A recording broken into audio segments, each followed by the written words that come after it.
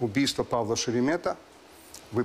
Я не знаю, многие, наверное, это помнят. Я просто понимаю, что люди, которые у нас в студии, мы спросили до программы, 85% людей не видели вчерашнюю пресс-конференцию. Поэтому я бы предложил так, давайте мы все же людям дадим информацию, которая мне необходима. 20 липня 2016 року було вбито журналіста Павла Шеремета. Його автомобіль вибухнув о 7:43 ранку у середмісті Києва. Згодом правоохоронці показали відео, на якому видно, що вночі вибухівку під авто закладали жінка і чоловік. За 3 роки поліція проаналізувала 35 різних злочинів, де застосовувалася вибухівка. Увагу привернули 2 із них. Перший. Восени 2015 року у Херсонській області, неподалік селища Чаплинка, 2 вибухи пошкодили опори ліній електропередач.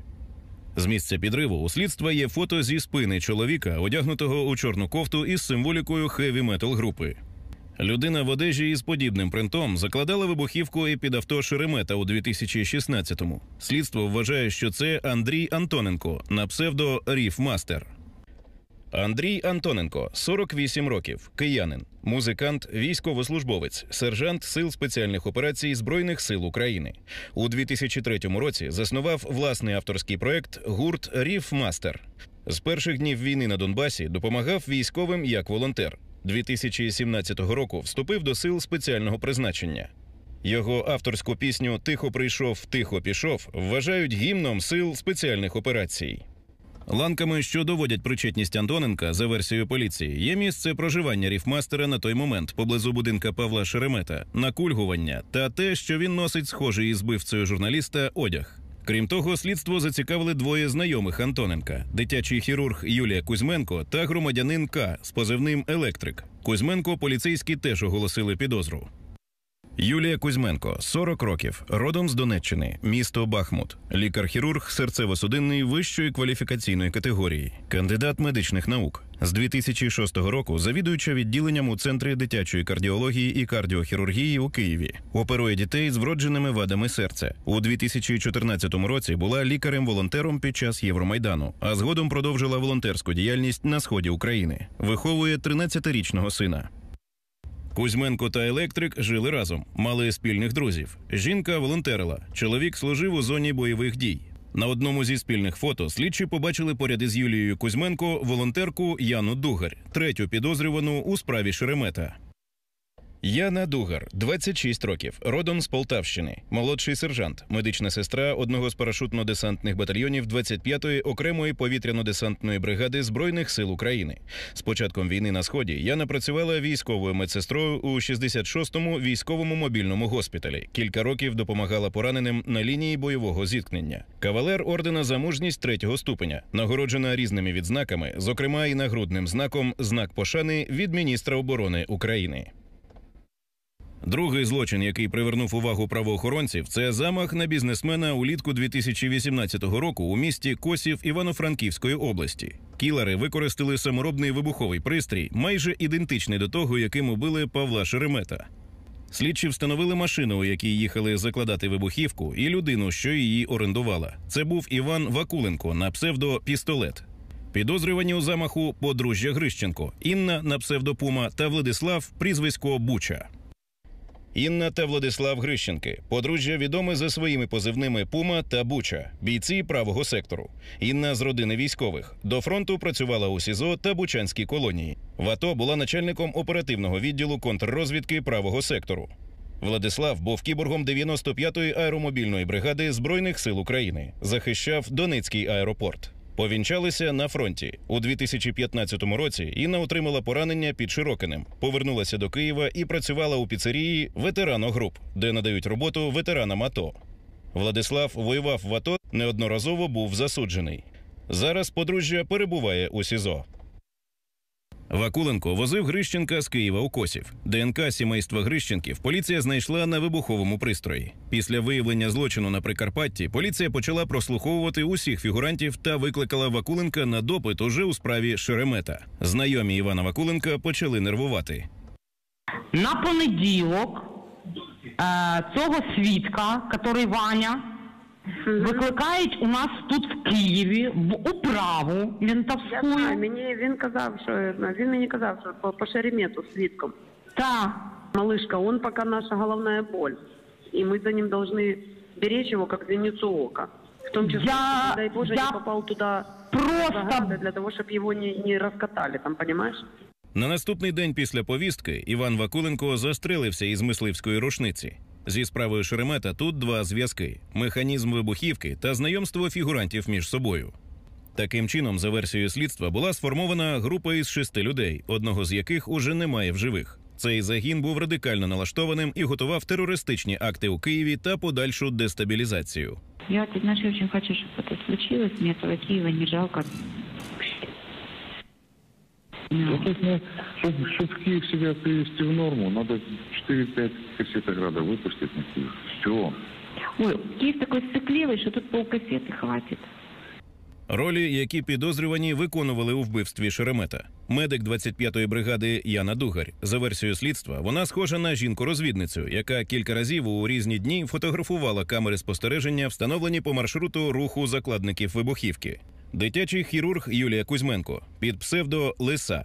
За версією слідства, саме вона закладала вибухівку, знайома з Андрієм Антоненком. Андрій Антоненко начебто супроводжував Кузьменко, коли та закладала вибухівку під автомобіль Шеремета. Подружжя Грищенків Інна Пума та Владислав Буча. Їхня роль у справі Шеремета поки невідома. Владислав вміє робити вибухівку. Приглашаю к микрофону министра внутренних дел Украины Арсена Авакова. Господин министр,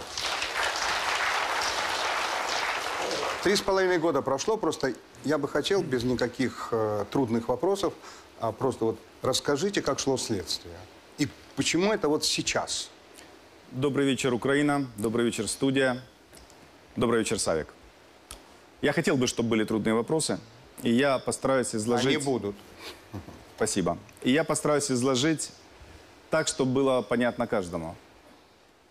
Я попросил сегодня, чтобы мы сегодня не брали сюда и не приглашали сюда полицейских, которые непосредственно занимались этим делом. У них достаточно трудные выдались 2 дня, они мало отдыхали, и пусть занимаются своим делом. Я гражданский человек и хочу рассказать, как это было с этим делом все эти непростые время 3,5 года. Забрали Павла Шеремета. Преступление было очень сложным, как выяснилось чуть позднее, технически хорошо подготовленным. Бомба взорвалась, практически не оставила никаких следов. Мы пригласили в самом начале экспертов ФБР. Собрались наши лучшие экспертные силы. И мы по крупицам собрали все, что было на тот момент. В том числе собрали видео с почти более чем с 200 камер видеонаблюдения. Собрали трафики под 2 миллиона телефонов, которые там общались и имели между собой. Отдельная группа работала, анализируя телефонные соединения. Отдельная группа работала по автомобилям, которые находились в этой зоне. Отдельная группа просматривала эти 1000 часов и смотрела по этим видеокамерам. Мы получили доступ ко всем камерам, но в итоге увидели, что в нашем массиве не хватает 4 камер наблюдения, точнее данных с 4 камер наблюдения. И это есть сейчас предметом отдельного расследования, отдельных наших вниманий и отдельного интереса, так как мы пойдем дальше. Я об этом сегодня еще буду говорить. И мы начали анализировать все группы, которые подходят под совершение этого преступления. Какие версии? Мы сразу рассматривали версию, что это ошибка объекта. Так как Павел Шеремет ездил на машине, которая принадлежала главному редактору «Украинской правды» Алене Притуле. Я думаю, может, я ошибся, может, она была... Она шеф «Украинской правды», так скажу, наверное, да. И, возможно, это была ошибка объекта, хотели напасть на нее. Это была первая версия. Вторая была версия, что какой-то конфликт, связанный с его рабочей деятельностью. Третья версия была о том, что это дестабилизация. Так? И четвертая, и мы последовательно, их было много, этих версий, мы последовательно отбрасывали. Мы не увидели подтверждающих факторов, что это ошибка объекта. Мы не увидели, что это личностный конфликт, основанный на каких-то там личных отношениях. мы не увидели, что это была ситуация, связанная с его рабочими отношениями либо каким-то расследованием. В итоге мы взяли за базовую, такую достаточно широкую версию, что все-таки это попытка дестабилизации, в том числе с разными вариантами, сделанная внутри страны, силами внутри страны, сделанная силами внутри страны с попыткой иностранного влияния и отдельно сделанная прямым иностранным влиянием Российской Федерации. Тогда у нас была одна из гипотез, так как Павел был активным автором достаточно дискуссионной литературы в России, в том числе он вместе с Немцовым писал его книгу, была версия, что это одна из таких возможностей. Мы собирали информацию. У нас возникали списки девушек, которые участвовали на этом видео. У нас возникали списки парней. Мы изучали отдельно взрывотехников. Мы брали массив 12 тысяч фотографий, пытаясь найти только по доступным фото- и видеостопам. И сужали до какого-то количества. И в конце концов вышли на анализ всех похожих случаев, которые происходили до и после совершенного преступления. Примерно было 35 таких преступлений, которые мы детально смотрели. И анализируя их, мы зацепились за два случая, где, на наш взгляд, были использованы похожие методы.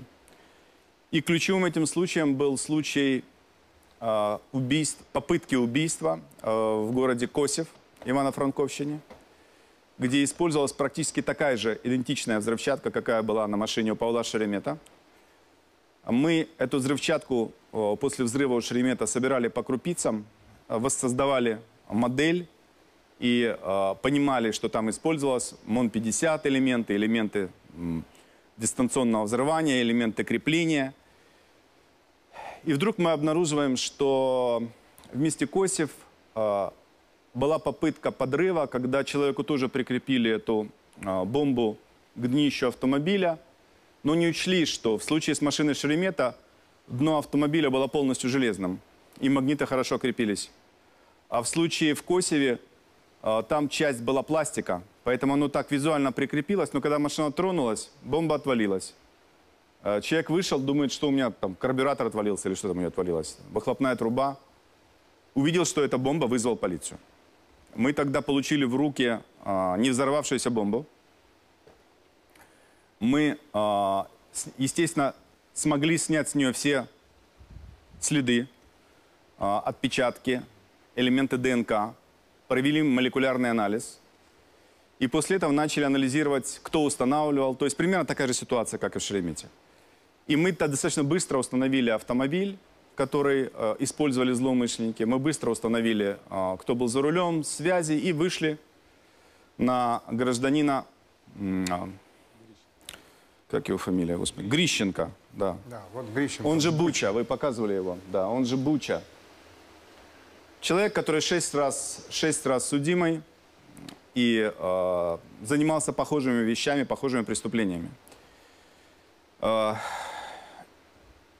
Мы обнаружили, что когда взяли у него следы ДНК, мы обнаружили, что эти следы ДНК этого человека совпадают со следами ДНК на этой не взорвавшейся мине. Мы обратили внимание, что эта мина практически похожа на ту мину, где была ситуация с Павлом Шереметом, за той лишь разницей, что в случае с Шереметом мина взрывалась дистанционно пультом, а здесь была специальная мотузка, которая была рассчитана на движение. Движение, и выдергивалась там, и машина взрывалась. Был задержан и арестован Буча. Мы из оперативных соображений, уже понимая, что этот вопрос является интересным, не трогали его подельников.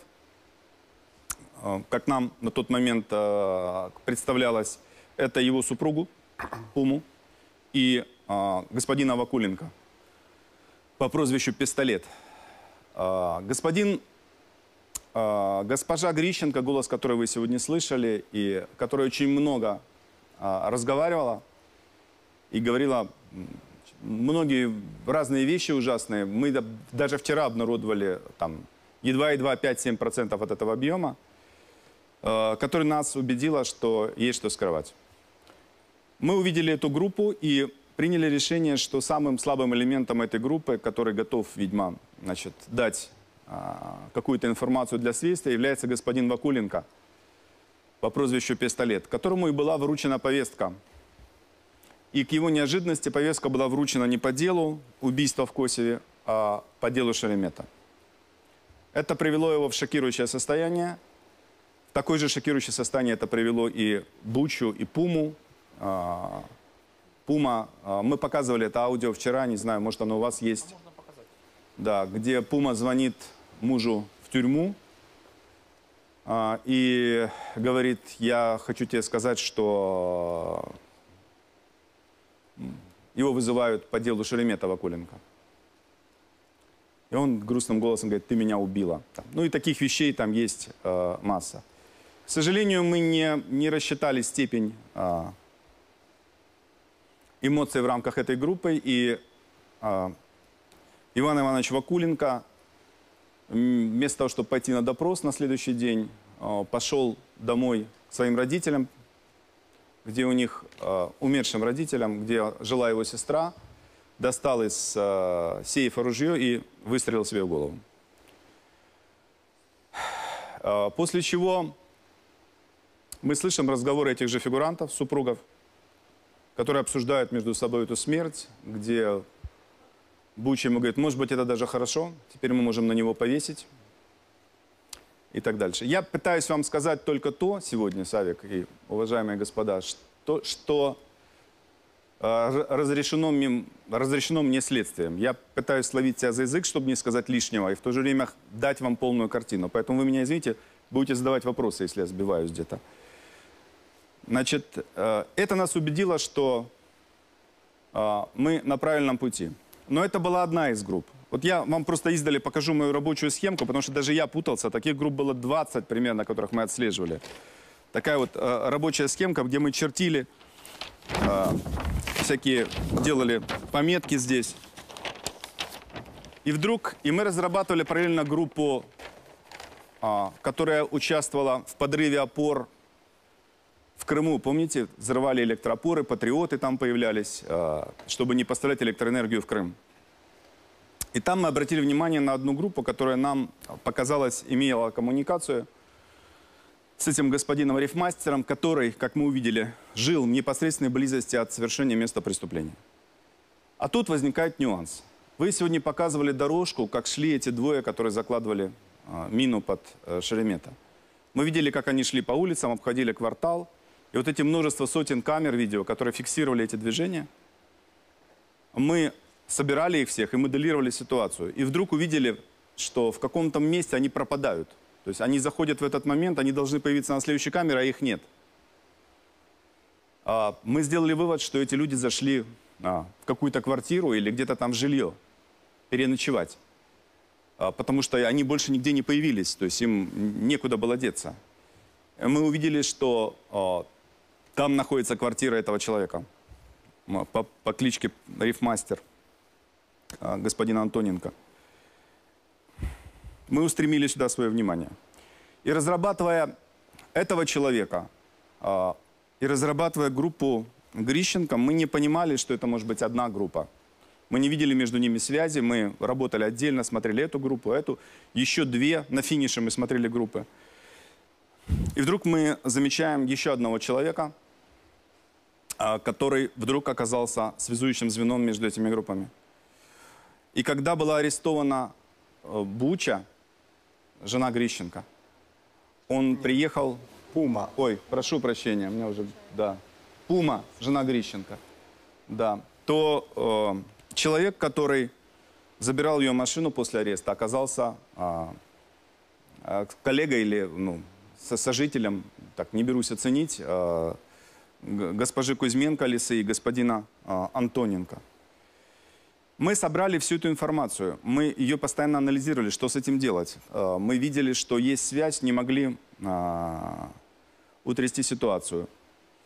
Мы не имеем дела с преступлением, в котором мы застали преступника с ножом в руке и стекающей кровью, чтобы можно было все доказать. Нам нужно было провести анализ и показать это.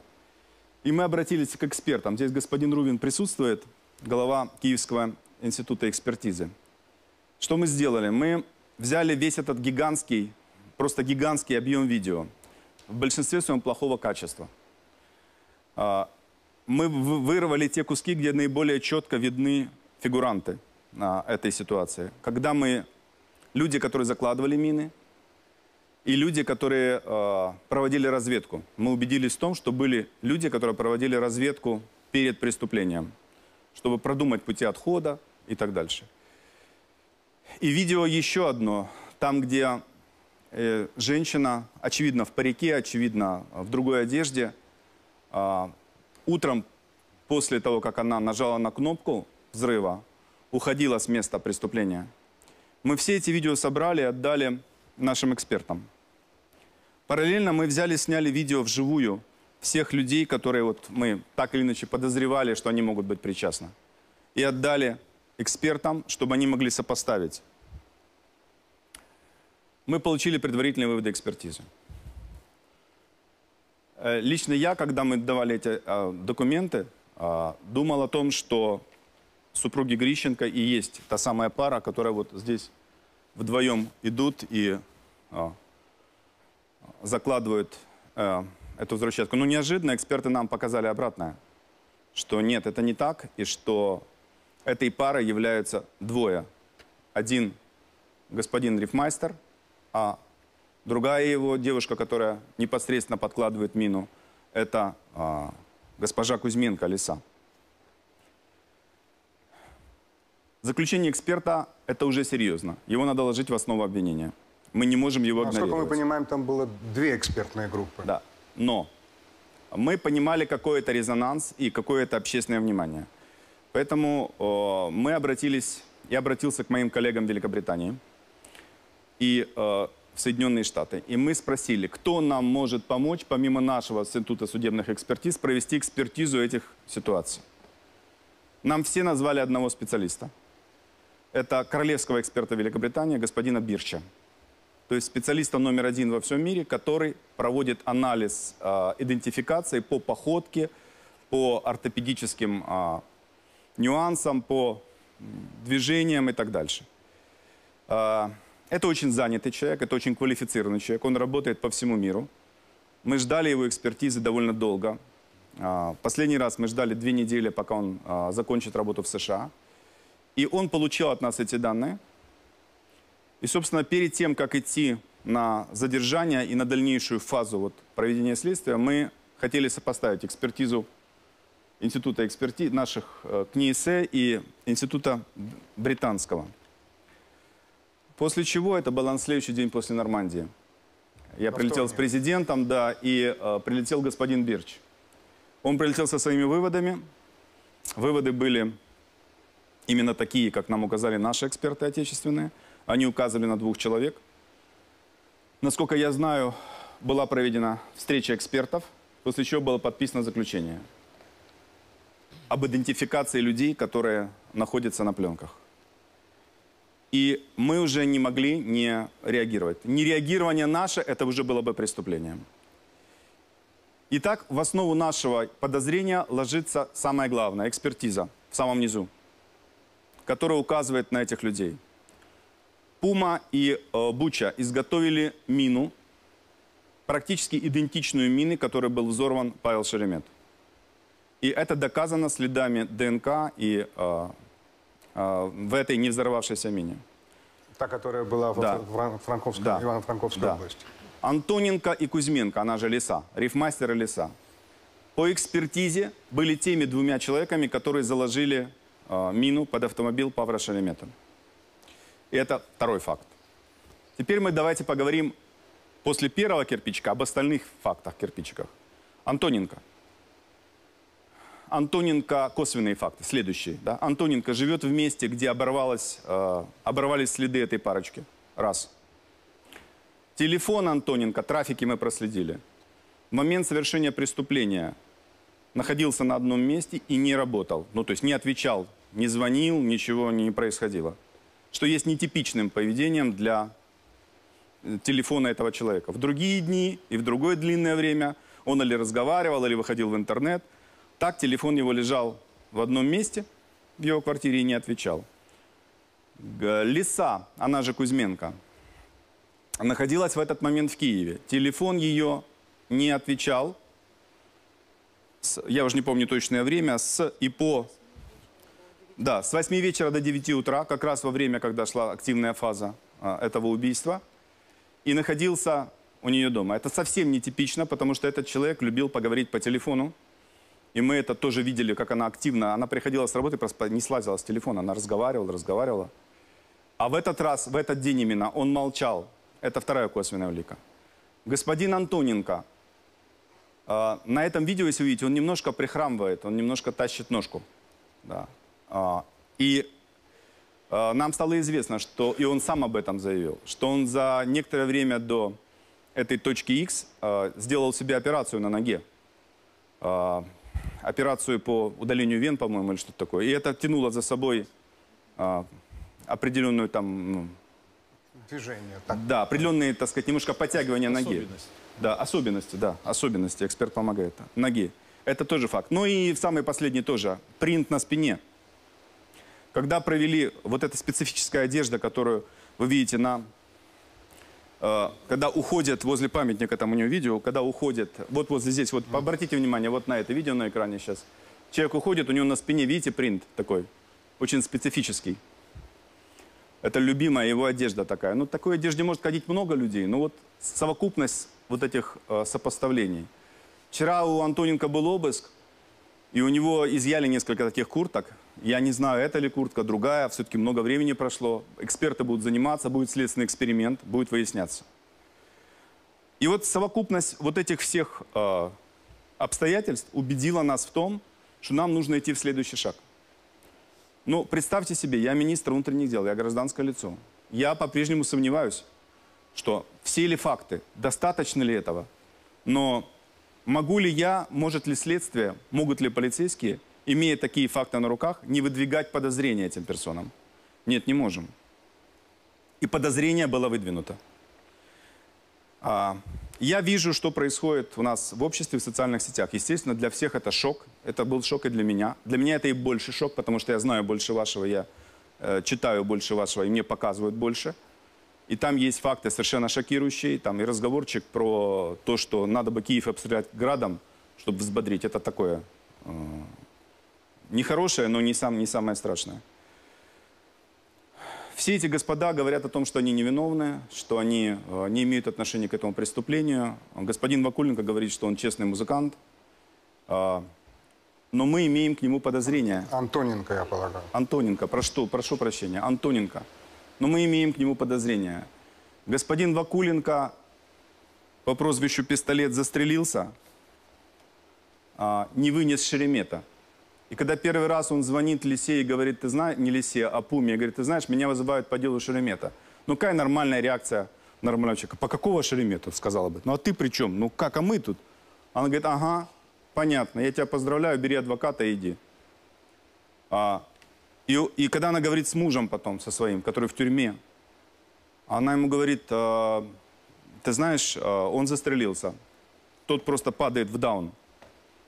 Он говорит, он сам? Она говорит, да, сам. Он говорит, почему? Ему ответ, не вынес Шеремета. Мы потом видим, что еще один член группы заявляет о том, что хочет покончить жизнь самоубийством, что сделал столько плохого, и ему тяжело это выносить. И таких ситуаций много. Все это нас подвинуло к тому, что мы должны переходить к следующей фазе. Мы приняли решение задерживать группу этих людей. И супруги Грищенко были задержаны по делу в Ивано-Франковске. Мы вчера задержали господина рифмастера и госпожу Лису, а также госпожу Дугарь. Значит, для того, чтобы перейти к следующей фазе более активных следственных действий. Допросов непосредственных, обысков квартир, обысков их предметов компьютерных и так дальше, и так дальше, и так дальше, и так дальше. И я вижу, что они говорят, мы ни при чем здесь, я вообще музыкант и так дальше. Только вчера, и мне следствие сегодня вот впритык, но разрешило обнародовать этот факт.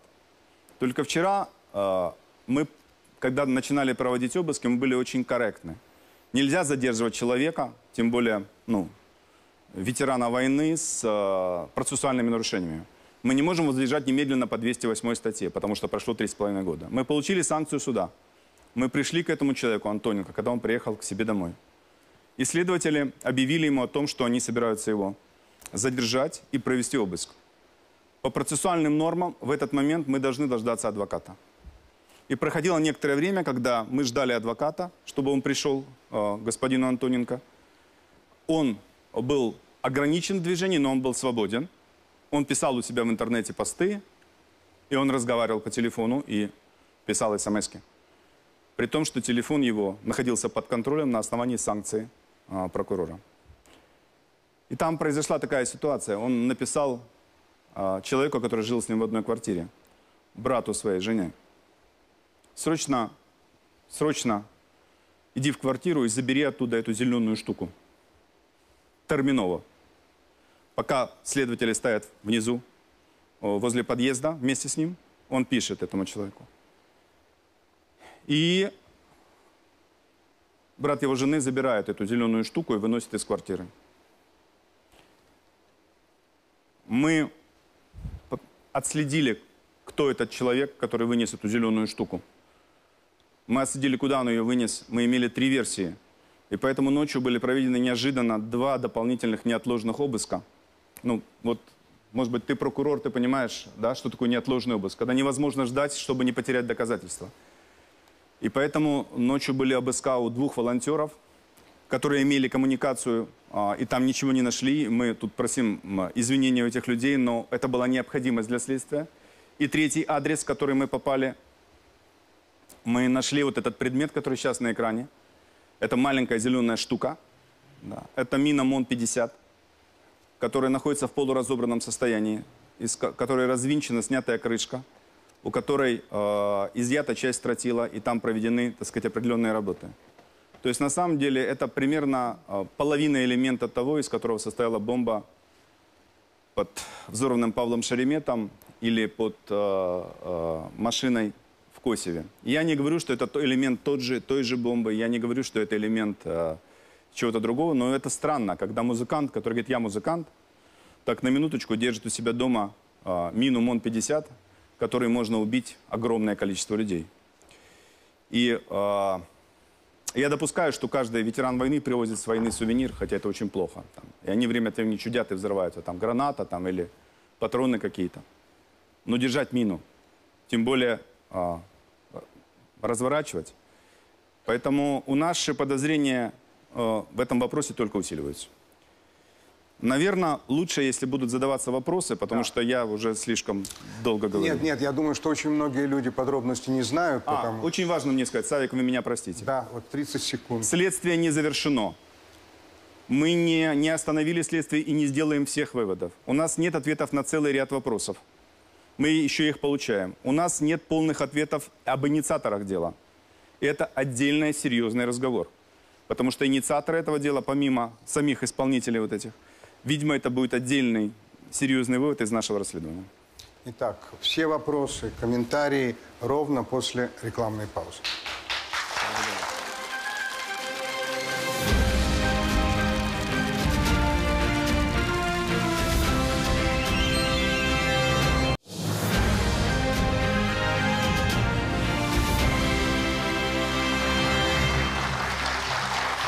Прямой эфир, свобода слова, телеканал «Украина». У микрофона министр внутренних дел Украины Арсен Аваков. Севгиль, пожалуйста. Да.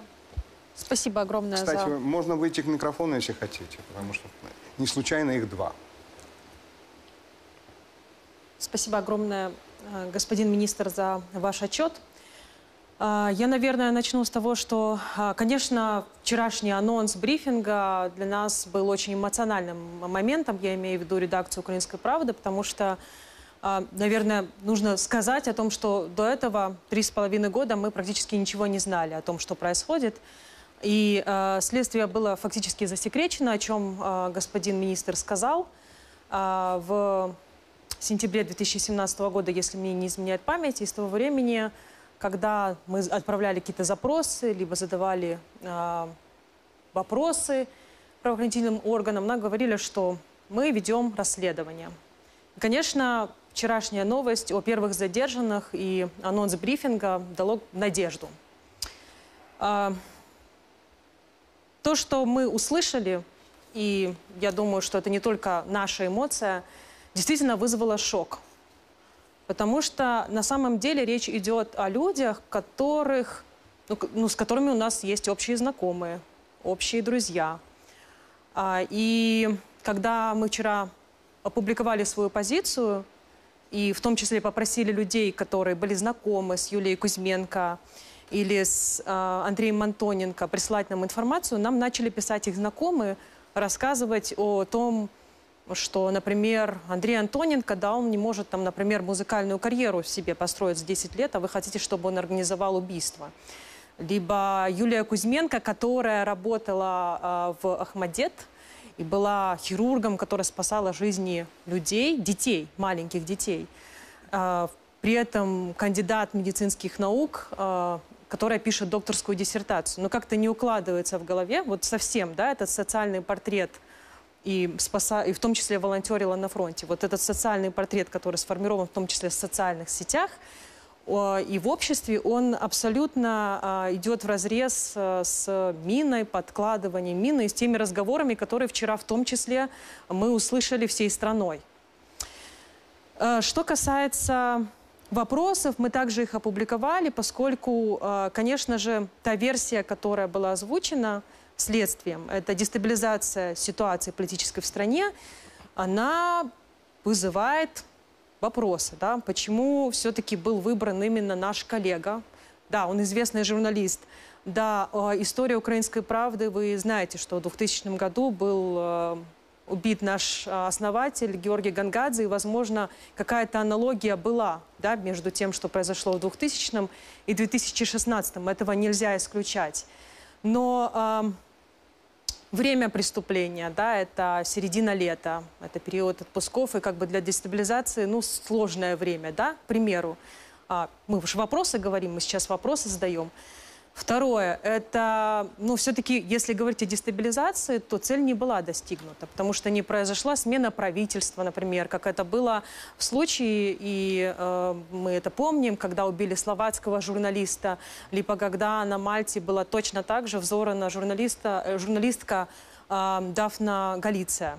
И это последовало отставку правоохранительных органов, руководителя правоохранительных органов, отставку правительства, митинги, акции протеста. В случае с убийством нашего коллеги этого не произошло. Естественно, у нас есть вопрос касательно мотива. Мотива людей, в первую очередь, атошников, ветеранов, которые это делали. Я общалась сегодня с утра с людьми, которые были знакомы и с Яной Дугарь, и с Юлией Кузьменко. Они кивают головой и говорят, ну, не знаю, возможно, их могли использовать как-то. Мы этого не исключаем и используют в каких-то ситуациях. Но вот так вот, опять-таки, если исходить из социального портрета, если говорить из личного общения, у них это просто не укладывается в голове. Участие в таком резонансном преступлении и каким способом это было сделано. Мы тут же говорим еще о способе. Вот. И главный вопрос – это все-таки заказчик. И тут господин министр пока, наверное, не может ничего сказать или знает что-то, но не может говорить. Потому что вот из той информации, которую в том числе вы сегодня озвучили, Арсен Борисович, напрашивается вывод, что все-таки речь идет о какой-то группировке, которая работала под прикрытием спецслужб. Спецслужбы какой страны это были? Если Украины, то здесь, наверное, вопрос, как бы, может быть, вы что-то нам расскажете о своих коллегах? Разрабатывается ли такая рабочая версия относительно участия людей, которые руководят спецслужбами в Украине, либо какими-то департаментами? Это, наверное, мой вопрос к вам. Вот. И, да, и, конечно, мы можем сказать, наверное, мы вчера это обсуждали коллективом, что эта группа людей, ну, не похожа на организаторов преступления. То есть все-таки заказчиков, имена заказчиков, пока рано, наверное, об этом говорить. И, наверное, я этот вопрос адресую вам. Благодарю вас за вопрос. Вы правы в том, что я могу говорить только то, что могу. И кое-что... Я скажу правду, но не всю, так скажу. Ну, давайте начну немножко все-таки с другого. Она будет в контексте того, что вы спросили. В нашей стране после 5 лет войны огромное количество людей прошли фронт. Огромное количество людей имеет ордена, медали, заслуги перед страной и настоящие герои. И точно так же очень уважаемые у нас есть люди, которые отдают всему себя в защите страны. Это волонтеры. Я потрясающее количество этих людей знаю. Это замечательные люди. Не значит, что все замечательные. И не значит, что если есть среди них такие люди, которые совершают преступления, все остальные негодяи, и это дискредитирует всех. Совсем не так. Но надо быть честными, в том числе быть честными перед собой. Если ветеран войны, молодой парень с орденом на груди, снайпер, стреляет как наемный киллер, убивает 3-летнего ребенка, как это было там 2 недели назад в Киеве возле ресторана «Марио». Это факт. Да, он орденоносец, он герой войны, но он наемный киллер. И мы должны на это реагировать, иначе мы не общество.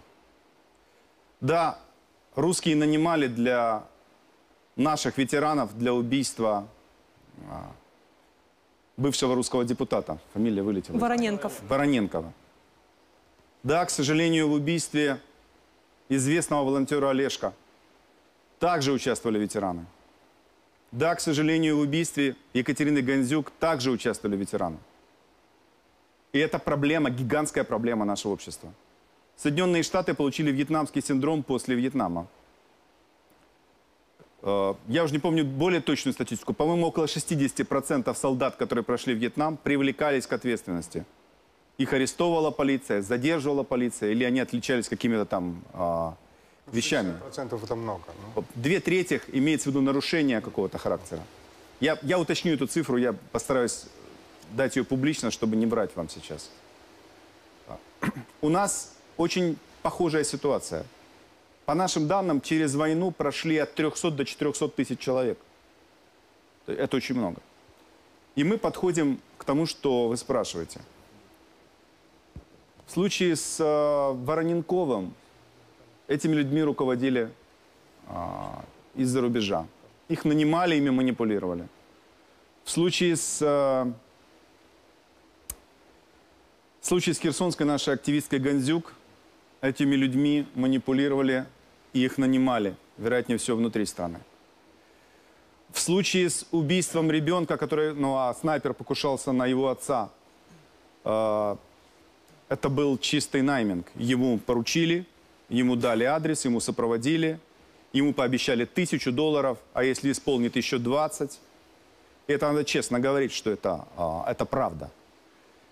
И в этом случае сложнейшее преступление, кто изготовил взрывчатку, кто просчитал маршрут, кто подготовил разведку. Мы видим разведчиков, которые ходят и фотографируют камеры, думают о путях отхода.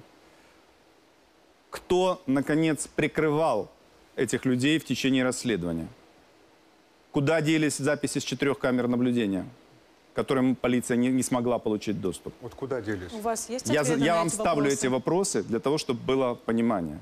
И у меня, так же, как и у вас, так же, как и у следствия, есть определенное ощущение, что есть люди, которые пока находятся за кадром, вне этой схемы нашего обвинения, которые были инициаторами или соинициаторами этого преступления.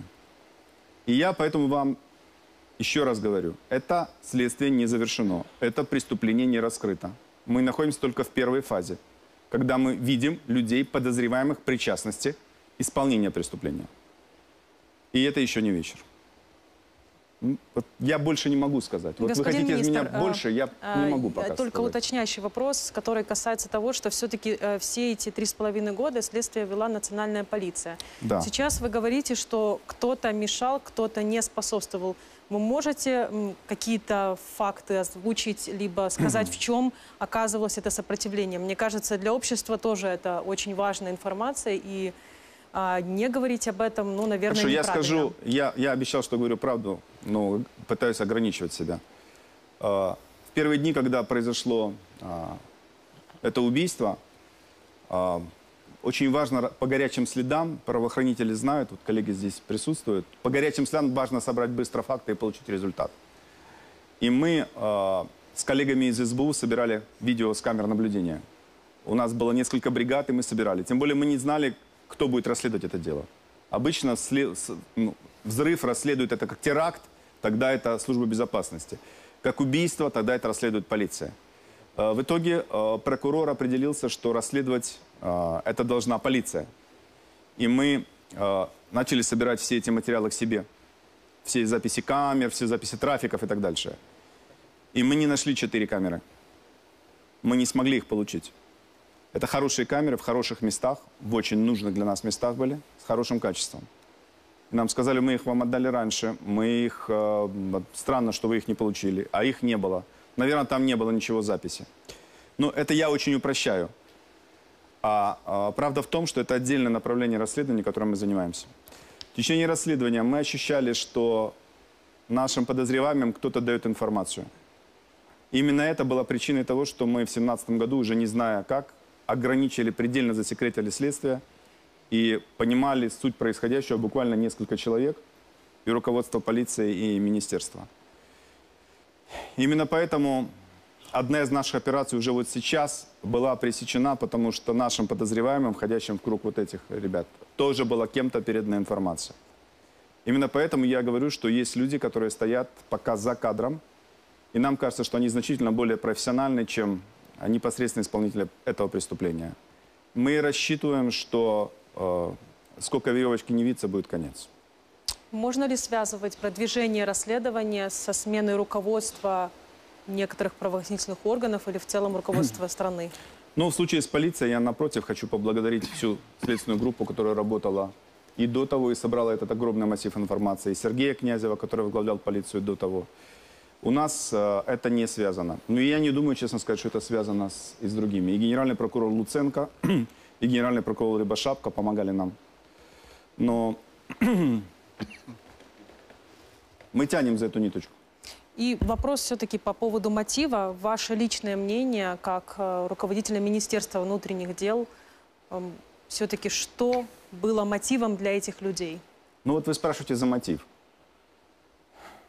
Вот я вот смотрю на фотографию детского врача Лисы Кузьменко, который в разговоре со своей подругой, который обнародован, мы рассекретили этот разговор, предлагает найти сакральную жертву, ну, например, говорит, Маруся Зверобой. Вот она, говорит, нападает на президента. Давайте, она красиво подходит под сакральную жертву. Кстати, говорит, а дети у нее есть? Да, было бы неплохо детей украсть. У меня разрыв сознания. Детский врач предлагает найти сакральную жертву и украсть детей. Какой может быть мотив? Я в таком же состоянии, как и вы, нахожусь. Какой может быть мотив обстрелять Киев из Града? Ну какой мотив? Это шизофрения чистой воды. Это неадекватность некоторая. И да, это был бы просто треп мужчин или женщин, но эти люди имеют отношение к конкретному обвинению. Поэтому треп этот я уже воспринимаю как прикладную вещь. А ключевой мотив все-таки, мне кажется, что это все-таки на дестабилизации. Все-таки на какой-то, возможно, там есть нюансы. Я уже сказал, по-прежнему я не исключаю ситуацию, что это месть за деятельность Павла с территории другого государства. Юрий Бутусов. Спасибо, Севгиль. Я бы хотел сказать, что на данном этапе еще идет судебное заседание по делу Антоненко.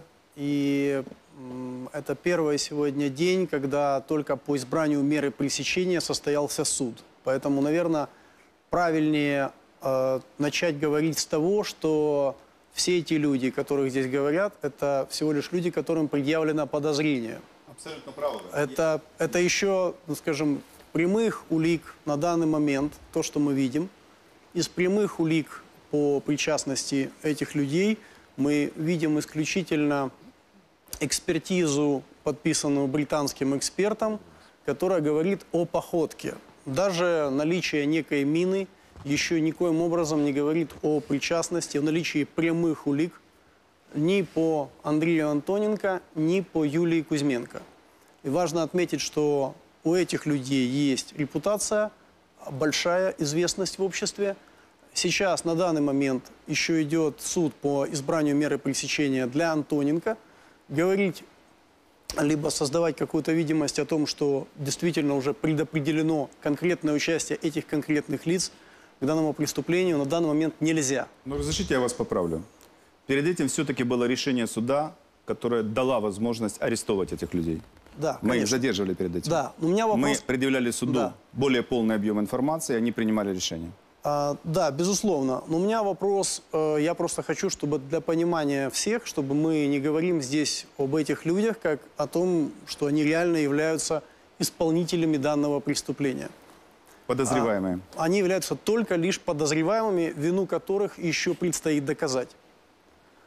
А у них и у их адвокатов будет право представить свои объяснения, свои пояснения, свое алиби, рассказать о том, что они делали в это время, объяснить свою позицию. Что у меня, какой вопрос я бы хотел задать, и что бы сейчас было важно услышать, на мой взгляд. Была очень громкая пресс-конференция, которая обеспечила сумасшедший резонанс этому делу. Огромное количество людей услышали имена. Лично президент страны, лично генеральный прокурор заявили в том числе о раскрытии дела, возможно, получив какую-то информацию, которую мы еще не видим. Но вот этот всплеск, который был вчера, этот информационный взрыв, учитывая то, что оглашены в основном почти все, кроме одной экспертизы, косвенные улики, очевидно, преследовал целью некую дальнейшую реакцию, дальнейшие действия. Скажите, пожалуйста, господин министр, были ли какие-то, получило ли следствие в результате вот этого оглашения косвенных улик, которые, по мнению следствия, по мнению прокуратуры, говорят они о причастности и позволяют выдвинуть подозрения? Есть ли какие-то признательные показания? Говорит ли кто-то о своей причастности из числа тех лиц, либо об этом преступлении из числа тех лиц после предъявления подозрения? Есть ли какие-то конкретные слова, коммуникации, которые бы связывали вот эти косвенные улики с реальными фактами? Спасибо за ваш вопрос. Я бы не говорил, что вот так вот, что это исключительно косвенные улики. Это доказательства непрямого свойства, да. Это экспертиза и это умозаключение и факты, которые мы положили в основу подозрения. Действительно, все они находятся под подозрением. Это нормальный механизм, нормальной юриспруденции. Мы предъявляем подозрения, они защищаются. После этого будет решение суда. Но вот вы спросили о показаниях. Представим себе, что рядом с нами находится молодая девушка Яна Дугарь, 26 лет, которая никакого отношения, как она говорит, не имеет к убийству Павла Шеремета. И ее спрашивают, дайте показания на этот счет. Она говорит, 63-я статья Конституции. Отказываюсь от дачи показаний. Ну, если ты известный певец и ты готов открытым быть полностью, ну хорошо, ну скажи детально о своей позиции, скажи о своем алиби немедленно. Он отказывается давать показания. То же самое происходит и с Кузьменко. У меня такая позиция не вызывает, это право их защищаться. Но у меня такая позиция не вызывает адекватного ответа. Второй момент. Дали ли наши действия определенный результат? Вы поймите, мы пришли к тому фактору следствия, когда нам нужно допрашивать этих людей, которые сейчас имеют подозрения, когда нам нужно работать с их документами, с их жизнью более детально, когда нам нужно применять другие процессуальные методы. Например, следственный эксперимент. Вот вы сейчас видели видео 3,5-летней давности, когда люди проходят мимо ночью памятника с принтом на спине. Мы будем воспроизводить эти ситуации. В сети начинают публиковать фотографии. Ой, а у него была такая борода, а на самом деле она у него была такая, а на самом деле вот такая. При этих освещенностях, это все не более чем манипуляция. Вчера защитники Яны Дугарь говорят о том, что, вы знаете, она в этот момент была в АТО. Вот справка. Сегодня другие защитники говорят, да нет, она не была в АТО. Она в этот момент была за границей. Мы же знаем, что она заграничный паспорт получила только в 2018 году. И была за границей только после. Зачем тут врать? Тут нужно эти все вещи изучать. Я не пытаюсь ни на кого давить или кого-то обвинять заранее. Я считаю, что каждый из этих людей имеет возможность защищаться. Но я имею поручение от народа Украины заниматься тем, чем я занимаюсь. Это моя работа. И было бы нечестно, если бы я этого не делал. Наше подразделение предъявляют эти обвинения. Дмитрий Гордон. Я хочу поблагодарить, во-первых, министра внутренних дел за системное, такое исчерпывающее выступление, во время которого мне было не по себе и продолжает оставаться не по себе, если честно. Конечно, ужасен сам факт. Красивый человек Павел Шеремет, красивый, умница, блестящий человек, которого взрывают нагло в центре Киева, на глазах у всех. Несколько лет ничего. Вот сейчас то, что нашли убийц сына Вячеслава Соболева, которого я хорошо знаю, и то, что вы показали сейчас, внушает уже какую-то робкую надежду на то, что у нас есть государство. Потому что если полиция работает, значит государство есть. Я почему сейчас так переживаю? Потому что я скажу сейчас вещи, о которых никто не знает. Накануне президентских выборов в Украине, вот последних, крайних, были получены сигналы о том, что меня собираются убить. И СБУ, лично представитель СБУ генерал Грицак открыл дело о терроризме. Несколько месяцев меня охраняла группа «Альфа», около 20 человек с собаками, снайперами, с бронированными машинами, с машинами сопровождения, со всеми необходимыми атрибутами. Но это не жизнь была, это... И дело не закрыто до сих пор. Угрозы исходили из Российской Федерации для дестабилизации ситуации в стране накануне выборов. Поэтому мне понятен вот этот мотив, о чем вы говорите. Я переживаю это глубоко. Я сам это переживал и переживаю. Оперативные мероприятия продолжаются до сих пор. Дело не закрыто. У меня 3 момента есть. 3. Первое. Было бы неплохо, чтобы все наши города были оснащены классными камерами. Раз. Вот просто классными камерами, чтобы преступники знали... Вы знаете, где у нас самый низкий уровень преступности? По стране. В Японии наверняка. По стране. Где? В Мариуполе, прифронтовом городе. Камеры, потому да? что там Понятно. в 2015 же году оснастили специальной суперсистемой мониторинга. Понятно. Все это знают. Должны быть камеры везде, чтобы каждый дурак-преступник знал, что все равно он виден. Петров, Баширов, так называемые, да, Чапига и Мишкин, грушники, деградировавшие грушники, приехали травить Скрипаля, да? А они со всех сторон запечатлены, потому что Великобритания, черт побери. Да, Салзберецкий монастырь приехали смотреть, как они сказали. Не имеет значения. Короче, первое, камеры необходимы. Второе, я обращаюсь сейчас к Верховной Раде. Отмените закон о люстрации. И я объясню сейчас почему. Этот закон писали в Москве для того, чтобы ослабить украинскую армию, полицию, СБУ, пограничные войска и так далее. Этот закон протягивала здесь, в Верховной Раде, российская агентура. И наши руководители СБУ знают, о ком я говорю. Его надо отменить, чтобы лучшие следователи, опера, которые работали, какая разница, при Януковиче или при Ющенко, или при царе Салтане, чтобы они занимались своим непосредственным делом. Я думаю, что Арсену Борисовичу не хватает грамотных, хороших следователей. Я уверен в этом. Второе, отменить закон о люстрации надо. И, наконец, третье, вот самое важное. Я думаю, что дело чести для министра ответить на вопрос, кто является организаторами этого преступления. Это крайне, крайне важно. Спасибо. Спасибо. Александр Мартыненко. У меня одно соображение, один вопрос будет к министру. Понимаете, вот все эти события, вот, которые последних 2 дней, эта презентация, она просто действительно ударила сильно по многим, по сознанию людей. Как так, такие люди прекрасные, которые добровольцы, волонтеры, могут быть преступниками? Вы понимаете, могут быть. Вот надо просто всем привыкнуть нам, что это может быть. Они такие же люди, как и все. Да, они воевали, да, они отдавали. Многие из них, кстати, погибли на фронте, действительно. Как, кстати говоря, в ту Вторую мировую войну гибли в штрафбатах люди, которые были преступниками. Тем не менее, они гибли на фронте, да. Некоторые из них искупили вину, как раньше говорили, а некоторые нет. Они возвращались потом с войны и продолжали убивать, воровать, грабить. Все, что было. Война на самом деле переворачивает общество все. Оно выворачивает, я бы сказал, знаете, люди хорошие становятся лучше, а плохие хуже. И мы их можем сразу не увидеть.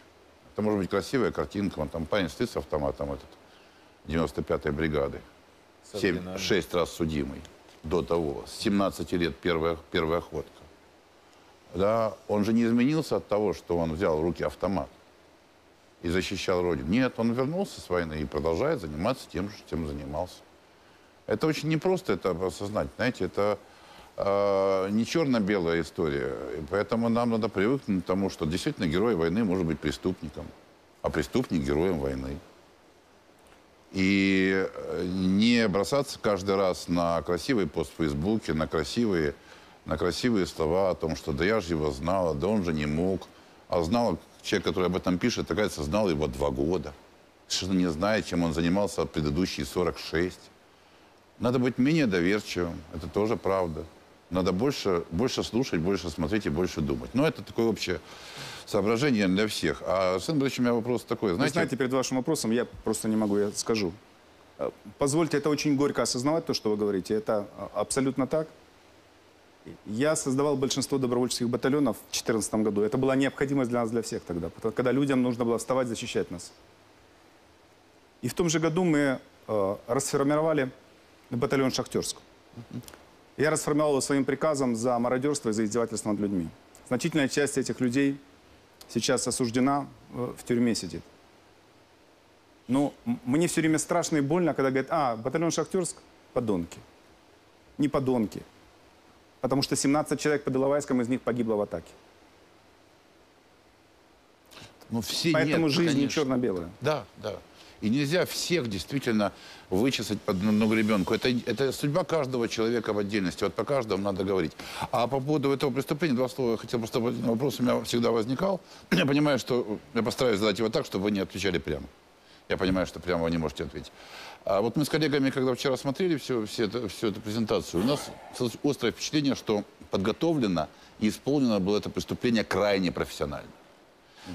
Я помню первые дни расследования, никто не мог понять, откуда, никто не мог понять, что произошло.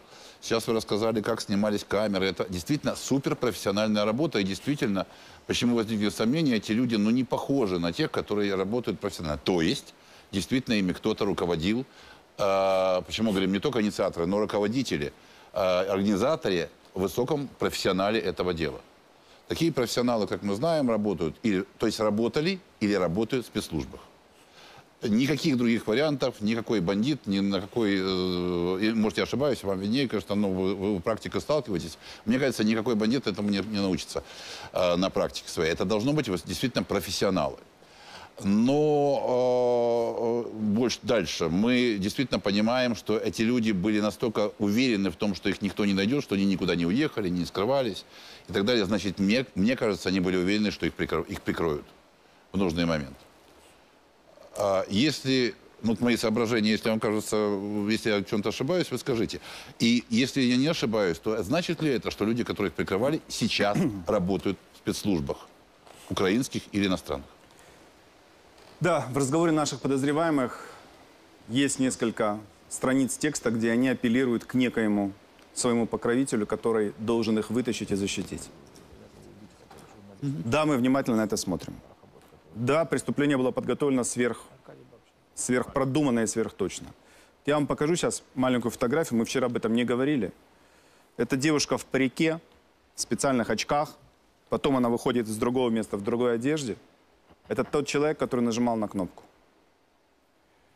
Мы имеем гипотезы, кто этот человек, но мы не знаем точно. То есть это многофакторное преступление. Разведка, отход, построение маршрута. Спрятались после преступления, заложили машины. Очень много людей Господин Антоненко перед этим почему-то весь день забавлялся тем, что фотографировал в этом квартале просто стоящие машины. Зачем, казалось бы?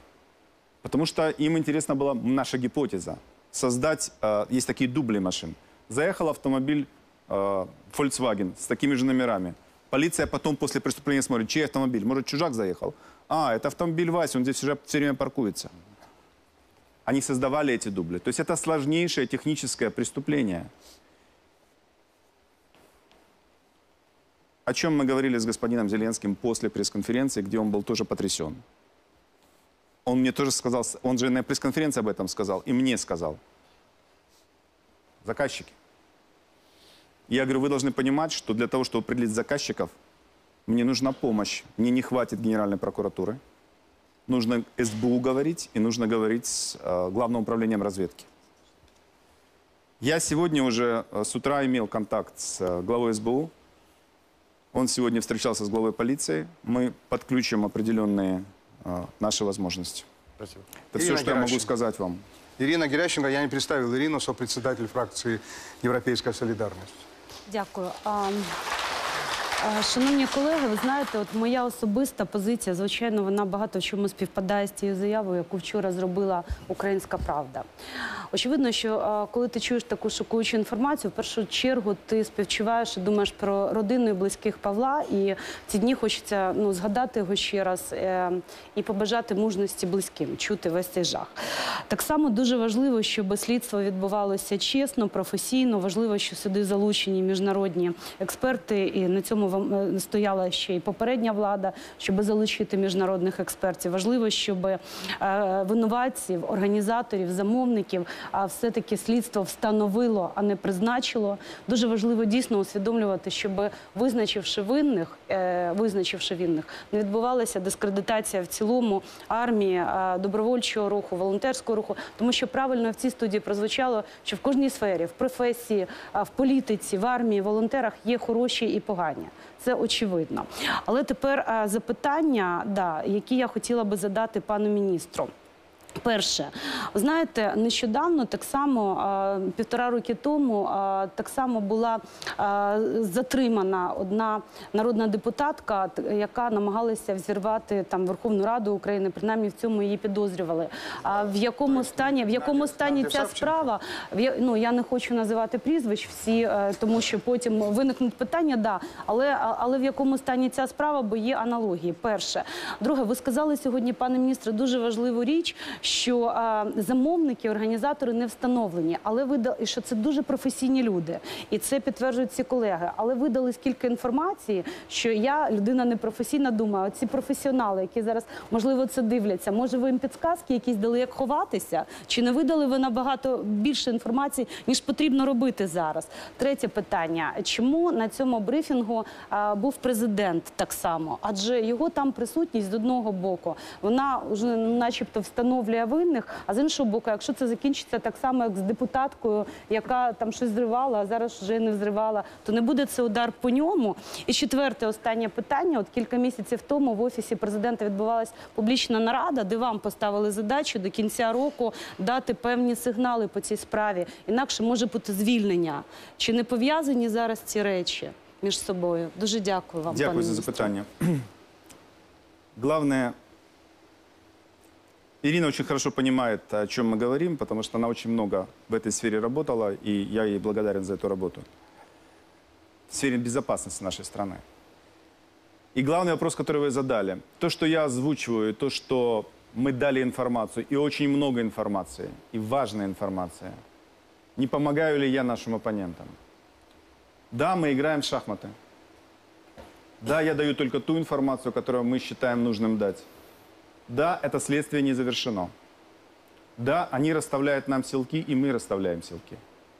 Поэтому здесь я не полицейский, я политическая фигура, которая может сказать немножко больше, чем непосредственный полицейский. И я на все, что говорю, сегодня вот получил специально под роспись, какие факты я могу огласить, какие нет, чтобы потом не было этого вопроса. И при этом мы говорим о презумпции невиновности, о которой говорит Юрий, это очень важно. Почему пришел президент? почему пришел генеральный прокурор. Потому что это дело, которое будоражит общество. Я позвонил утром президенту, позвонил генеральному прокурору, но он знал об этом раньше, естественно. Сказал о том, что акты экспертизы подписаны. У нас нет оснований больше останавливаться. Мы держали огромную группу полицейских, которые онлайн, большими бригадами следила неотступно за всеми этими героями, которые хотели то застрелиться, то, значит, сбежать, то еще что-то. Это нельзя было держать долго. Нам нужно было идти дальше. И мы приняли решение. Я сказал, что мы сегодня с утра начинаем действия. После обеда будет брифинг, если мы успеем к этому времени. Президент сказал, я приеду. Я говорю, ну мы вас приветствуем. То же самое генеральный прокурор сказал. И, естественно, он был на брифинге, потому что он знал, он подписывал эти подозрения. Он точно так же берет на себя ответственность. Он процессуальное лицо, в отличие от меня. И мы считаем, что это хорошо, что есть такое внимание. Для меня это хорошо, потому что нам необходима будет помощь и других институций, которых назначает напрямую президент Украины. Главу СБУ и Главное управление разведки Министерства обороны. Эти люди нам очень важны для дальнейшей вот нашей ситуации, связанной с установкой непосредственных этих людей. И я вам отвечу еще раз. Вы, наверное, знаете меня очень давно. На меня очень сложно давить. Да? Да, у нас был разговор. И таких разговоров было несколько. И с предыдущим президентом, и с этим президентом. И у президентов, политиков всегда есть желание решить все вопросы быстро и красиво. Я в этих случаях говорю, давайте сделаем не красиво, а сделаем правильно. И я рад тому, просто тогда, когда мы ему по его требованию и по требованию общественности, «Украинская правда» требовала, мы предоставили промежуточный счет под подпись секретную. Он видел, что мы находимся на выходе. И я буду счастлив, если нам удастся дотянуться до заказчиков, и чтобы все в это поверили. А если если мы где-то ошиблись, и о ком-то думаем не так, как есть на самом деле, суд решит. И они будут иметь возможность защититься. Давид Сакурилидзе. В первую очередь...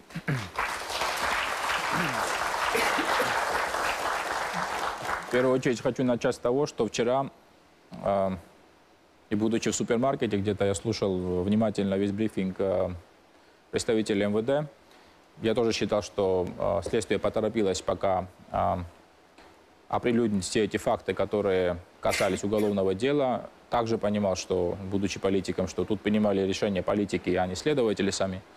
И из-за резонансности дела хоть какая-то реакция или публичная реакция должна была быть по этому делу. Я абсолютно сам никому не звонил. Все согласятся, наверное, что у нас непростые отношения с Арсеном Борисовичем, не являемся поклонниками друг друга, но я все-таки решил поддержать следователей, поддержать Украину, которая сражается за свою независимость, сражается за то, чтобы Украина состоялась как государство. Да, мне писало много хейтеров, мне писало много моих знакомых, в том числе и почему-то для меня очень подозрительно включилась большая ботоферма, которая сразу начала разгонять зраду и так далее. Это отдельно надо, наверное, расследовать, в интересах кого сегодня входит подключать платных людей, которые разгоняют какую-то информацию в соцсетях. Но это не важно. И мне писали, Давид, вот те же люди тебя 2 года назад называли, обзывали рукой Кремля и с Михаилом. Да? Вы все помним это, когда мы там в Верховной Раде стояли, акции протеста проводили, что мы враги государства, рассказываем. Почему ты поддерживаешь, учитывая вот сегодняшнюю ситуацию, да, вот Аваков остался, не ушел и так далее. Это не имеет значения, потому что если мы постоянно будем кричать «зрада» и не будем поддерживать тех людей, которые сегодня сражаются, выходить на определенные результаты по резонансным уголовным делам, то государство не состоится.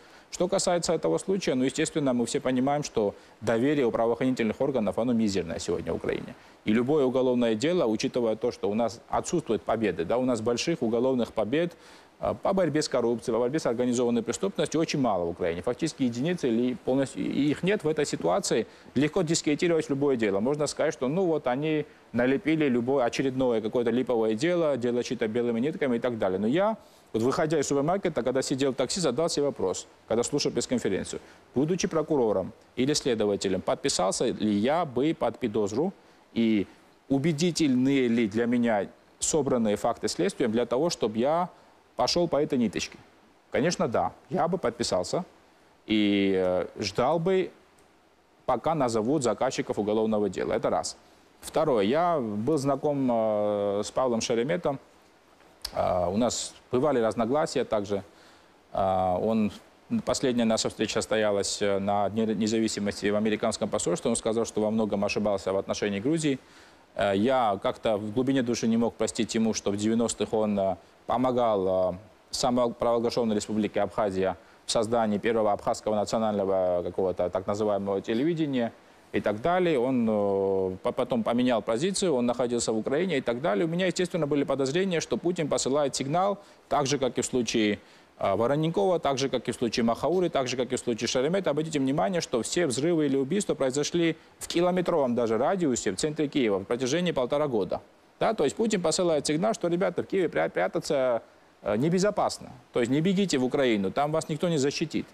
Поэтому, учитывая также, анализируя основной удар и линию, медийную линию дискредитации Украины или попытку дискредитации Украины Российской Федерации, состоит в том, что в Украине пришли к власти сумасшедшие кровопийцы, бандеровцы, невменяемые, которые не подчиняются никаким законам. Они против иностранцев, они против журналистов, они обезбашены и против русских, русского мира и так далее и тому подобное. Поэтому я бы на их месте, наверное, искал бы тех людей, которые лучше всех дискредитируют идею современной Украины и борьбу за свободу Украины. Кто эти люди? Эти люди добровольцы, эти люди волонтеры, которые своей кровью, жизнью защищают Украину, которая состоялась по последние годы как независимое государство первый раз за историю. Это полноценное государство, которое физически сражается за свою независимость, да, за свои территории.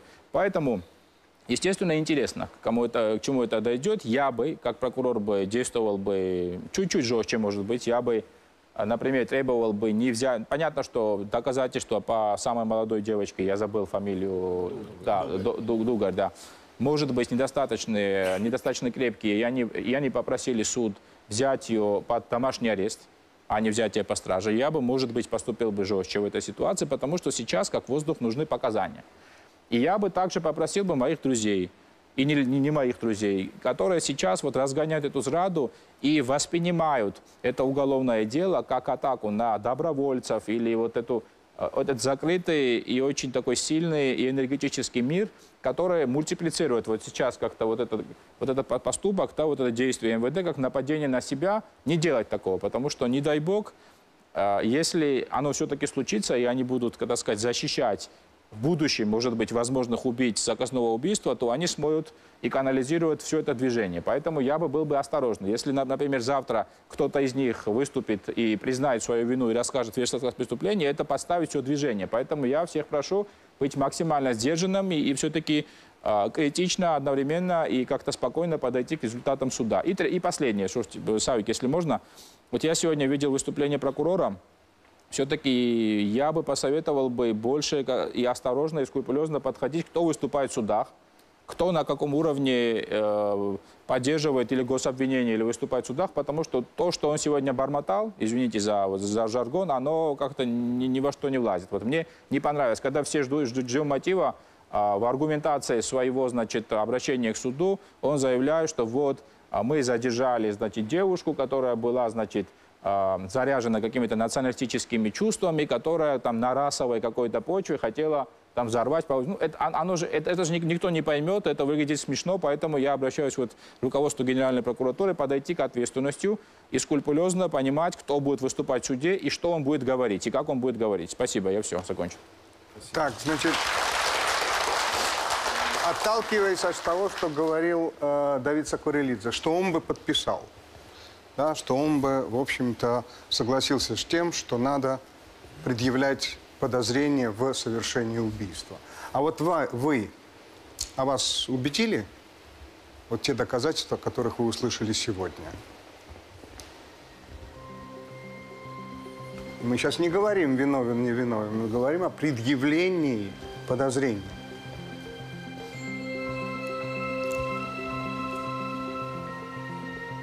Убедили ли вас доказательства для того, чтобы предъявить подозрение тем людям, которым это подозрение предъявлено? Пульт номер 19, пожалуйста, кто за ним работает, еще раз. И пульт 27 еще раз.